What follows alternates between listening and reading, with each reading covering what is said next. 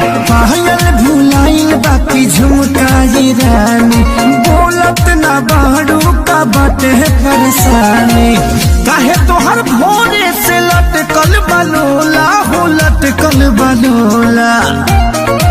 हाँ तो सुनी ना